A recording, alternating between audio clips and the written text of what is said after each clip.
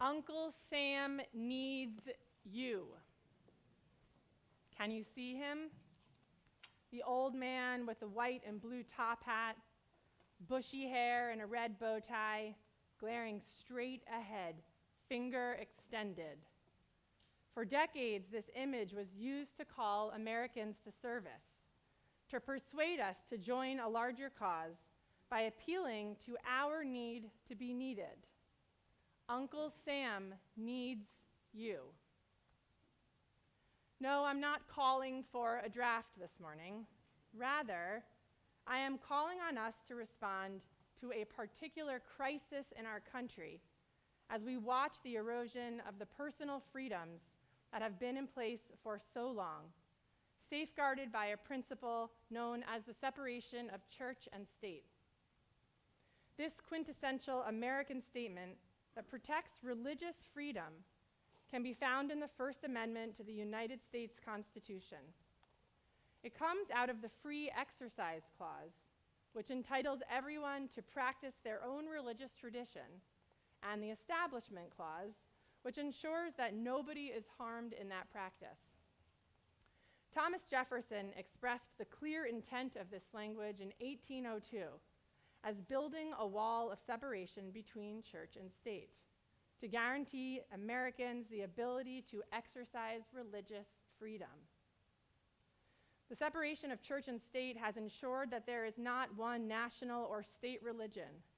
It has safeguarded religious freedom, especially for minority religious groups like Jews, because it protects every American's right to practice the religion of their choice or no religion at all, as long as they don't harm others. It has kept religious doctrine and practice out of public school curricula and ensured non-preferential treatment based on religious practice. Even our ability to be here, off from school and work, practicing Judaism openly and with pride, is testament to the impact and import of the separation of church and state. Think for a minute about what it would be like were this to change. Today we are seeing the result of the Christian right's influence in eroding American legal traditions intended to prevent government officials from promoting any particular faith. This summer, on multiple occasions, the Supreme Court ruled against government officials whose policies and actions were taken to avoid violating the U.S. Constitution's First Amendment prohibition on governmental endorsement of religion. What this boils down to is that people's legal rights are being restricted through the work of conservative Christian ideologues who speak in the name of all religion. This is happening loudly and boldly in hard-to-miss areas of life, but also more quietly, sometimes without us even noticing. The repeal of Roe and the legal permission given to coaches to lead Christian prayer at the start of school sporting events both stand out as overt assaults on church-state separation. Such landmark decisions bring us face to face with impossible-to-miss limits to personal choice and autonomy. They must be seen as efforts to assert the supremacy of one faith tradition and to impose it on everyone else. You might think, well, the prayer on the football field was voluntary. No player was coerced. But imagine how difficult it is for a teenager who values his coach's authority and opinions to decline to participate. When we dig deeper, we can see other areas of life that do not make the national headlines. Public libraries across the country are closing after losing their funding because local religious leaders do not approve of all of the books they carry. Board of Education meetings are beginning with Christian prayer, and families who wish to foster and adopt are being rejected because they are not of the right religion. Consider the story of Elizabeth and Gabriel Rutan-Ram, a couple in Knox County, Tennessee, who turned to their local child placing agency called the Holston United Methodist Home for Children when they were ready to adopt. Holston, the agency, receives public funding, which means taxpayer dollars, from the Tennessee Department of Children's Services. Holston originally told Elizabeth and Gabriel it would help them grow their family and adopt a child they had already identified, but then later informed them that it would not serve them because Elizabeth and Gabriel were not of Holston's preferred Christian faith. Adding insult to injury, this is legal in Tennessee because of a law that authorizes child-placing agencies to deny services based on the agency's religious policies, even if the services are funded by state money. So why spend time on Yom Kippur talking about what we could leave to the voting booths? Because Yom Kippur is the day we come face to face with our mortality, confronted with often hard-to-stomach truths about what our future might bring if we don't take responsibility for what comes next. And we are invited to use this awareness to refocus our behavior. This is as true for our country as it is for our personal lives. Our voices are needed now as people of faith in the United States to model how religious tradition can inform behavior without dictating for all what is permissible and what is not. America is not one size fits all. We need to take our places as proudly religious people who are willing to stand up and speak up for the soul of our country by insisting that religious values can make space for individuals to retain the ability to live with personal freedom that doesn't harm others, informed by their own chosen religious traditions, the original intent of those founding documents. As it turns out, this role has been familiar to Jews throughout history. We are accustomed to living in places where we are a minority, where our very survival depends on governance that ensures both our safety and our ability to thrive as citizens and as Jews, to participate in the secular community and to practice our religion. And this place, America, has been our home for centuries. From America's birth as a nation, as the Constitution was being drafted, thoughtful Jewish individuals were using their voices to ensure the protection of all religious minorities, including the Jewish community. Consider the persuasive words of Jonah Phillips, who lived from 1736 to 1803, when he wrote to George Washington at the Constitutional Convention to ask for this protection so that, in his words, the Israelites will think themselves happy to live under a government where all religious societies are on equal footing.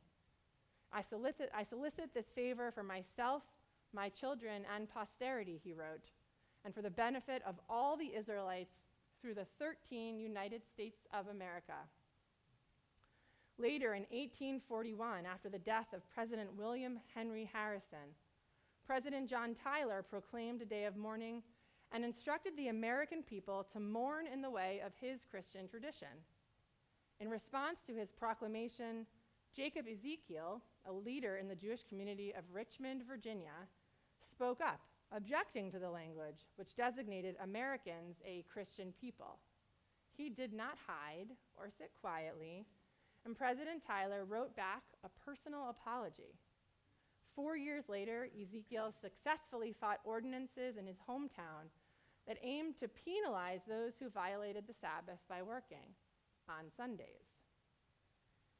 In 1885, American rabbis penned the so-called Pittsburgh Platform, written to enshrine the principles of Reform Judaism.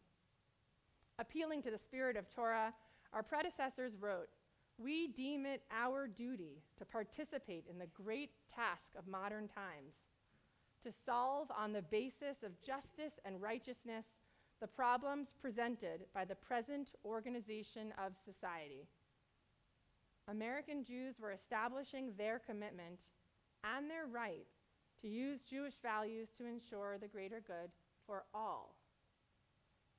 In issues that range from ritual practices to the ability to earn a living, standing up to help buttress the wall of separation between church and state has been one of the ways Jews have fulfilled our calling here in the U.S. to be a light unto the nations, to participate in the great tasks of modern times on the basis of justice and righteousness. Today, the stakes remain high, whether we are talking about democracy itself or our ability to make our own healthcare decisions, grow our families as we see fit, or browse our public libraries without fear of censorship. Let me invite you today to get more comfortable speaking specifically as a religious American, using our voices to ensure that no single religious tradition dictates the laws that govern us. You've noticed already, I'm certain, how many times I've used the word religious here when I am talking about us. This is because I believe that we have a unique role to play as religious people, especially with a living Jewish tradition that insists we use our voices to ensure that everyone can actualize their faith in a way that does no harm to others. What does that look like? For each of us, the answer will likely look a bit different, the whole point of American religious freedom. So I'd like to offer two different, and I think both critical approaches to how we might do this work in the new year. The first is to speak out when religious freedoms are threatened.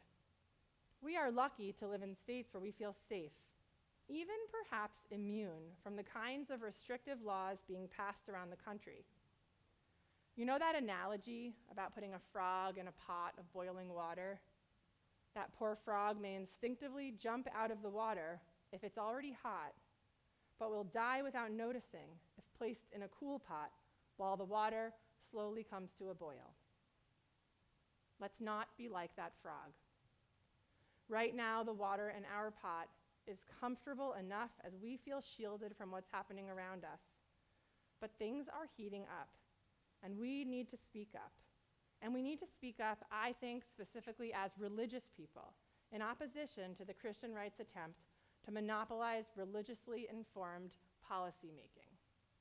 We can do this by showing up to vote, by encouraging others to vote in our neighborhoods and in postcard campaigns to those around the country, by getting involved in local school boards and town councils, by paying attention to the attempts on book banning happening around our country and right here in our communities around Barnert Temple.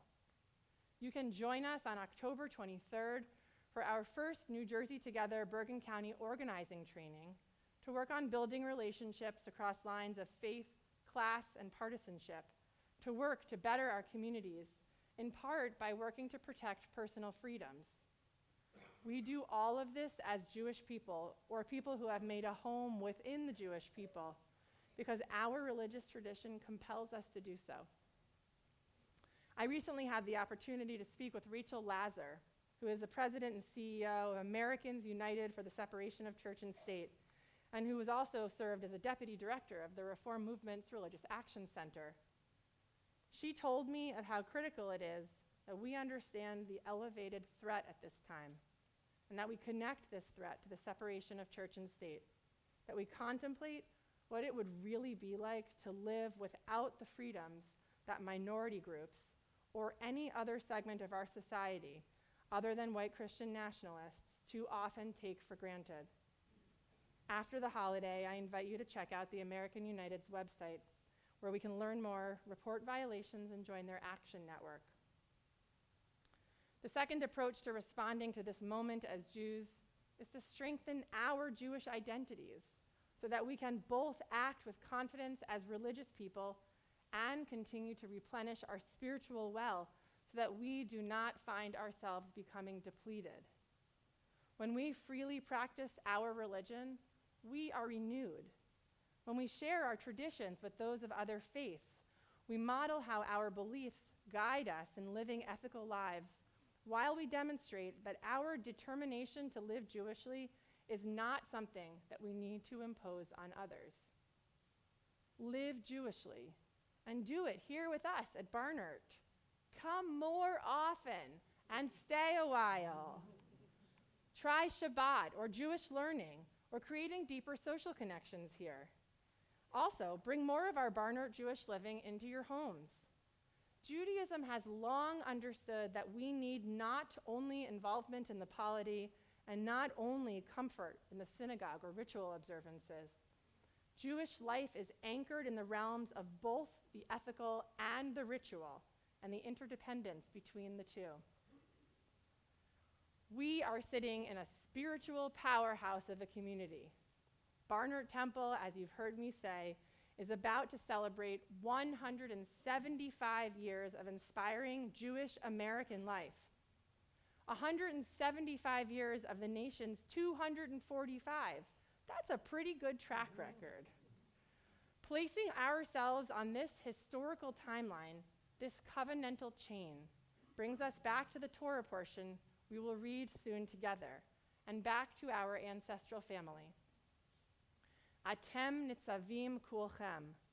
You stand here today, all of you.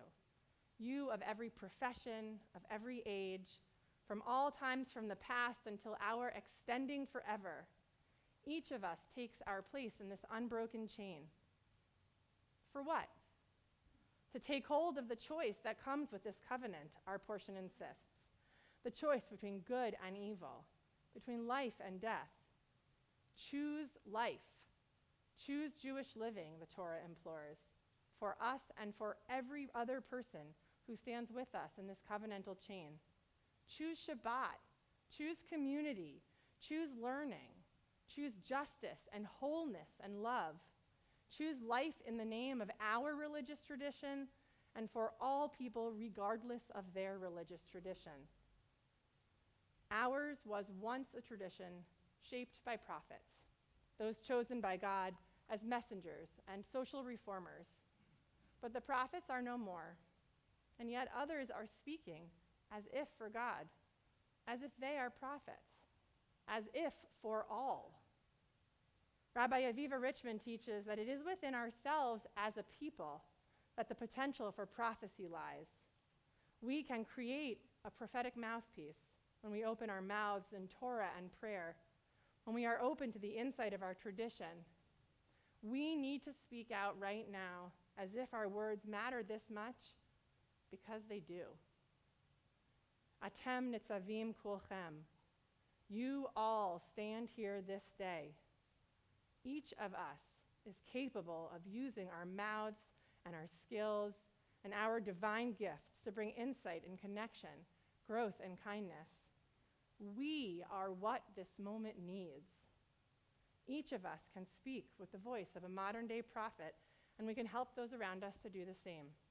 We can use our voices as the prophets did for our ancestral parents, in the tradition of Jonah Phillips and Jacob Ezekiel and the rabbis who wrote the Pittsburgh Platform, to speak up in support of our democracy, in defense of that wall of separation between church and state. In 1790, George Washington helped shape the United States when he wrote a letter to the Hebrew congregation in Newport, Rhode Island, housed in what is today known as the Toro Synagogue, the oldest synagogue in the country. His letter famously includes the promise that America will give to bigotry no sanction. He wrote, "May the children of the stock of Abraham who dwell in this land continue to merit and enjoy the goodwill of other inhabitants, while everyone shall sit in safety under their own vine and fig tree, and there shall be none to make them afraid. May the parent of all mercies scatter light and not darkness in our paths, and make us all in our several vocations useful here, and in our own due time and way, everlastingly happy." May we find our prophetic voices in this new year, choosing to speak up as ancestral children of the stock of Abraham and Sarah, to speak up for the United States of America, known to protect religious and personal freedoms, and to scatter light that dispels darkness, to ensure that this is the place where each of us can strive to become everlastingly happy. Gemar Chatima Tova.